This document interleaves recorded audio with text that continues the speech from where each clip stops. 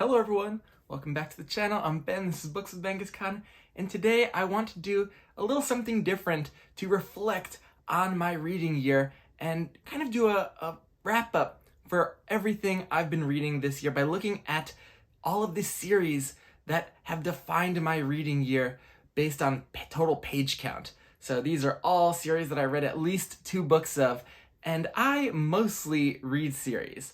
Because if I look at a breakdown of my books, it looks like almost 90% of what I read is a part of an SFF series or historical fiction series. And so I read very few standalones, and I just love binging, or at least reading a lot of the books of the series kind of close together so I can be immersed in that world and those character arcs and the settings.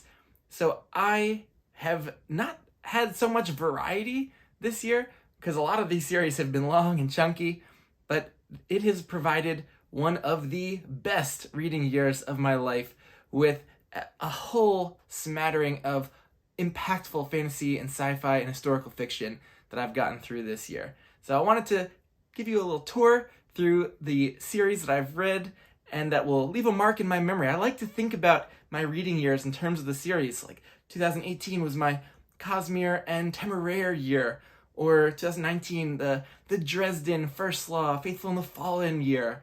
Last year, Sun Eater and finishing up Shadows of the Apt and discovering Cornwall with the Warlord Chronicles. So I like to think about the series that defined my year. So this is my chance to kind of process that with you.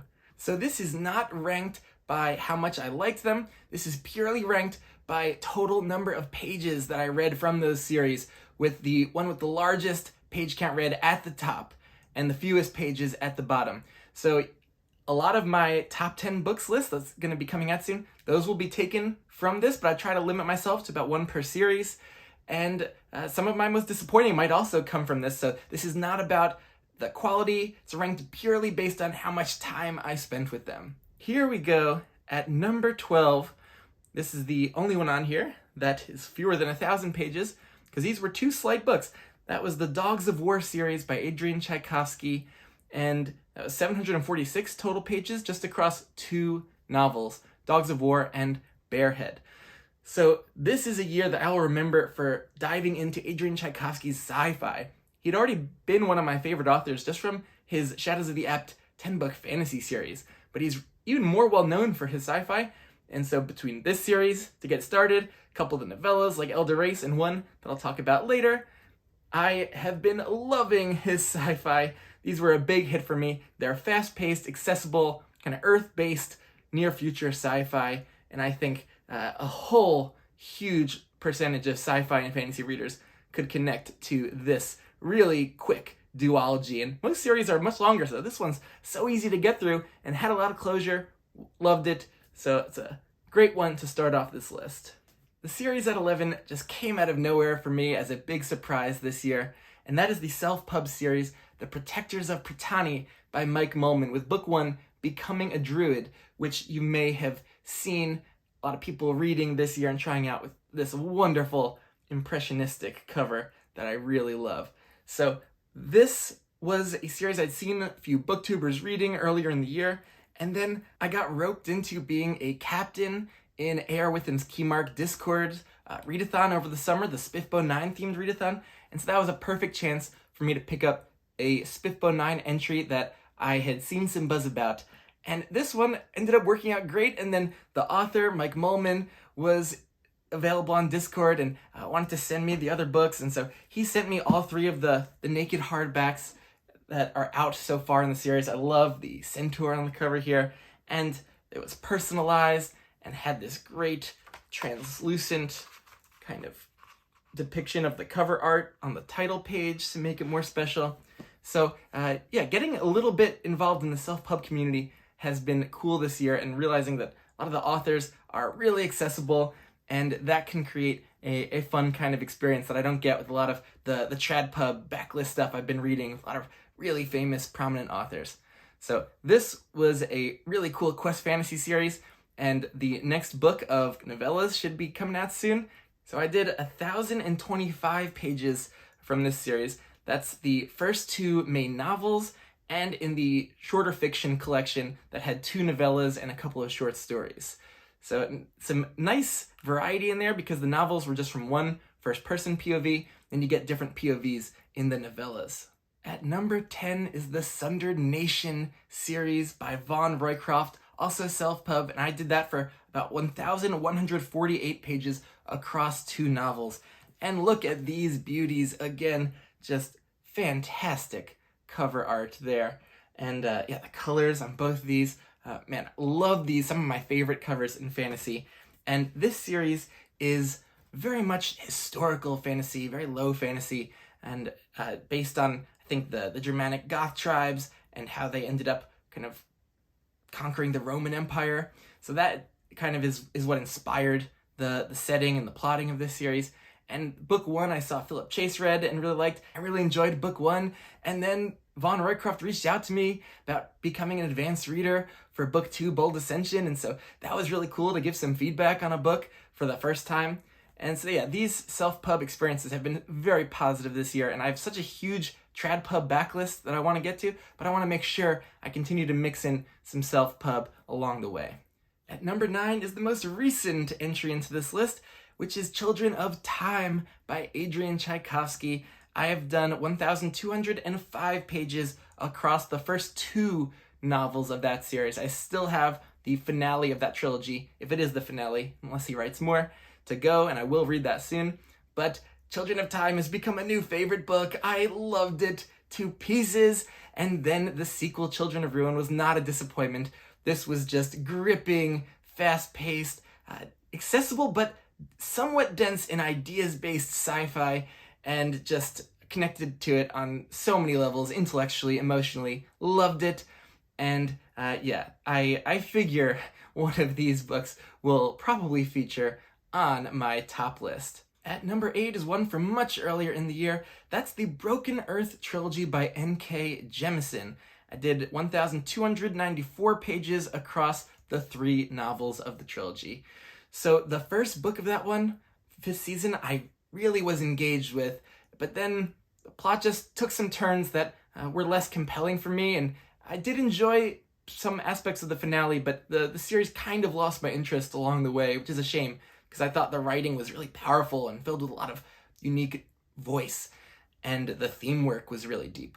But I am glad I read it because it is a really popular genre in modern fantasy, and I do want to try other things Jemisin has written. So not a total loss, even though it's not going to go down as a favorite series.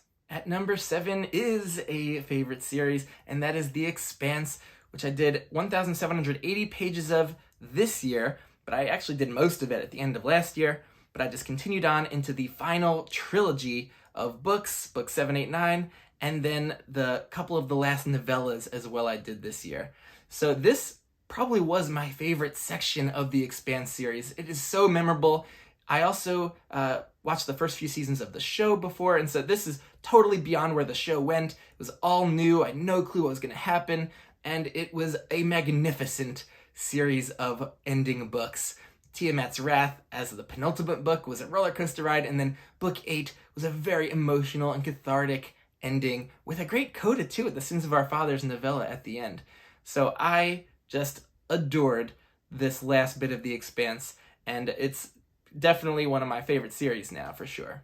At number 6 is not really a series, but I kind of view them this way, and those are the Sanderson Secret Project books that dropped all throughout the year. I have them on the shelf up here above me. Love that, the way they look, and the kind of real premium naked hardback feel of them, with amazing art on the covers and all throughout. It was fun waiting for each new one to get delivered to me. And the first 3 had a similar overall tone, kind of a lighter tone, with Hoyd being a narrator for a couple of them. And so that also united them a bit.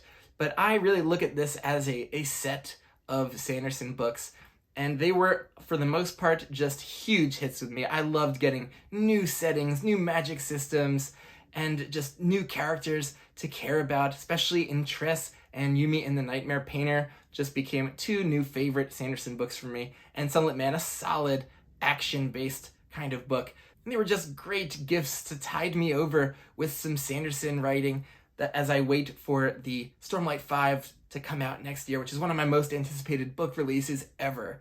So what a great little set of books.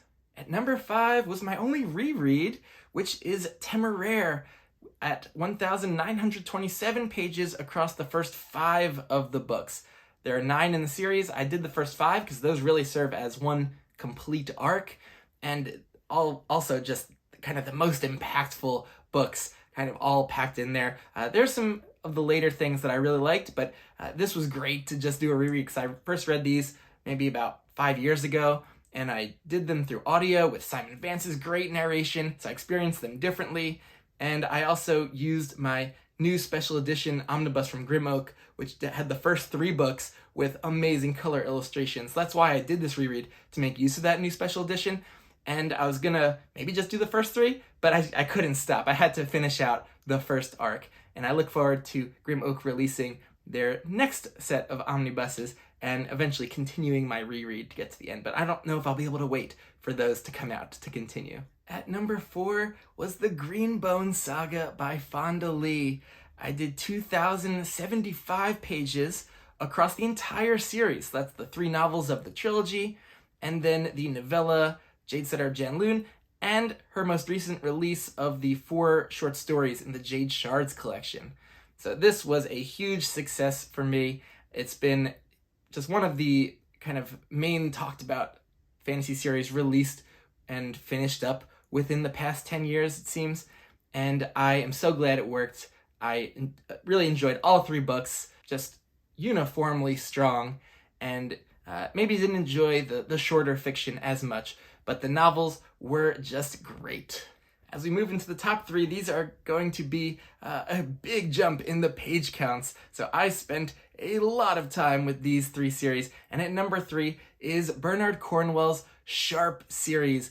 That's his Napoleonic War era books, and I did 4,167 pages of Sharpe across 11 of the novels, and then 2 short stories, only a few short stories in total, and then 1 little memoir that he wrote, just kind of reflecting on the series and the idea behind it originally, and kind of commenting on a lot of the books along the way.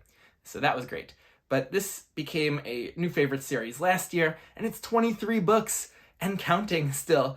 So I read about half of them last year and just loved it, and continued on this year into toward the end of the war, as England is defeating kind of Napoleon's forces in Spain and marching on into France, and the Battle of Waterloo. It was the culmination of that, and that was awesome. I did not really know about the details of that battle, so reading Cornwell's depiction of it was thrilling. At number 2 is A Song of Ice and Fire by George R.R. Martin. So I did that one for 4,930 pages across 4 novels, since I read A Game of Thrones at the end of last year, and 1 historical kind of fictional narrative, that's Fire and Blood, and 1 of the Dunk and Egg novellas. And I actually just started the 2nd Dunk and Egg novella in the Night of the Seven Kingdoms omnibus. So I read a ton of this series this year and loved almost all of it. Maybe it dragged a little for me towards the beginning of Dance with Dragons, but that soon engaged me. Like about halfway through, it felt just as gripped as I had been to all of the previous books. But I ended up really loving A Feast for Crows much more than I thought. Worried that I might feel like that series starting to drag there, but that was not the case. Just amazing book after amazing book. Clash of Kings, Fire and Blood, Storm of Swords, Feast for Crows, and most of Dance with Dragons. Even the novella that I read with Dunk and Egg was spectacular. I loved the Fire and Blood historical kind of book. That was just ridiculously compelling, with all of these fun fictional details about these past figures in Westeros. So yeah, Martin was a big hit for me. I was worried that knowing a lot of what would happen because I'd watched the show would kind of get in the way of my enjoyment of this, but no, that was not the case. The writing, the dialogue was so compelling, and knowing what was going to happen, I think also helped me see a lot of foreshadowing that I wouldn't have seen if I had just done these books first. Although, I must say, I wish I had read all these books as they came out and did not spoil myself on the show, since some extremely dramatic things that happen would have just knocked my socks off instead of me just kind of expecting them to come. But it was all executed incredibly, and so reading this through the series has really been extremely rewarding. And running away with the top spot is Realm of the Elderlings by Robin Hobb, since I read almost 6,000 pages at 5,979 so far across 8 novels and 1 novella. So I read the whole Live Ship Traders trilogy, the Tawny Man trilogy, the first 2 books of the Rainwild Chronicles, and the novella, The Willful Princess and the Piebald Prince. And all of these were 5-star reads. Hobb is just on a tremendous streak with me, and it has been an incredibly emotional ride with these books that are just so deep and complex with the character work and with really long-term intricate plotting with amazing payoffs. And yeah, I've just clicked with Hobb with these series in a way that I didn't with the Farseer trilogy. I liked those, but I was worried that when I continued this year, and it had been maybe 4 years since I read that I would like Hobb, but that it would never click and become a favorite like it has for so many people in modern fantasy. But I should not have worried. Just Live Ship was spectacular, and then I got really into the Fitz POVs in Tawny Man, and so far the third-person perspective work in Live Ship and Rainwild just works like a charm, since I've been loving the Rainwild Chronicles as well. So Hobb can do no wrong for me this year, and I can't wait to continue and finish out the whole series soon. So that wraps up most of my reading year from 2023. There might be a few standalones that pop up on my year-end list, so watch out for those, and you could kind of maybe predict which books from these series might show up on that favorites list. I think that might be really difficult with some of these series, but you could try to predict what I might put on those lists, and yeah, look out for those soon, and I'll catch you later.